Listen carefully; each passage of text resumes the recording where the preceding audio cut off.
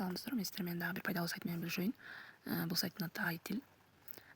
Google платформасына киргиле, ошол жерде iTil деп жазсаңыздар, мына ушундай жогоркудай логотипинен биринчиде чыгат.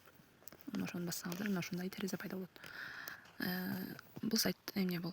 Мамлекеттик биринчи улуттук жасалма интеллект типиндеги платформа. Бул жерден эмнелерди колдонсоңуздар болот. Бул жерде текстти үнгө айландырып берет, үндү текстке айландырып берет, видео которуу кызматы дейт. iTil котормо текстти башка тилдерден которуп берет, кыргызчага. Акылдуу жардамчы жана сүрөттөн текстти таануу дейт. Сканерлеп берет. Ушул жерден үндү текстке айландырып алсаңыздар болот. Мен көп учурда жазат болчумун. Колго жазганда ошол убакта аябай ушу сүйлөп эле жазып салсам деп мындай кыялданат элем да. Кээде ушунчалык неме көп болуп кеткенде.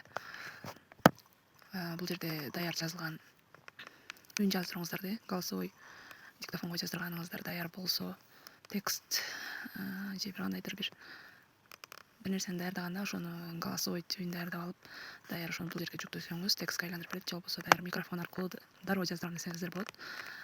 Мисалы, азыр бир эки сүйлөм сүйлөп жаздырып көрөйүн. Салам, менин атым Венезира. Мен Алай районунда төрөлүп өскөнмүн.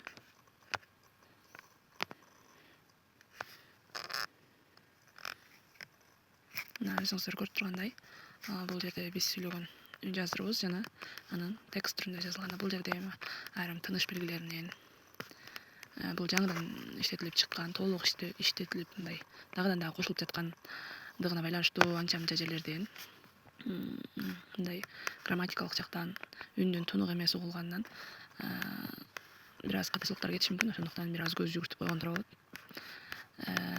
Бул жерде менин атымды кичине тама менен берди. Мисалы, экөөнү бөлүп берип койду. Бул үндүн тунуктугуна да карайт. Бул жерде эми робот иштетип атпайбы, эмнеси болсо да жасалма интеллект. Буну копировать этип алып барып, калган текстиңизди жаздырып, аны ошо Word кызматынан бир сыйра текшерип, анан колдонсоңуздар болот. Же скачать этип алсаңыздар да болот. Өчүрүп кайрадан дагы колдоно берсеңиз болот. Андан кийин бул жерде iTil чат, акылдуу жардамчы чат-боттан мындай жатканда. Бул жерден маалыматтын тактыгын текшерип өтүңүз дейт бул жерде.